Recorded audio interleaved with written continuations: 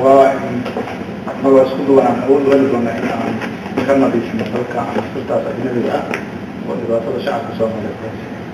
Together we have the possibility to eradicate this problem, these enemies, foreigners who are creating problem in our country and in our region.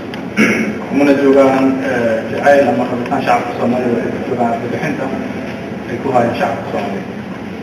They are there, these enemies, just to terrorize the people. They don't have support of the people. To liberate these enemies from our country and from our region is very important. Thank you very much for your hospitality.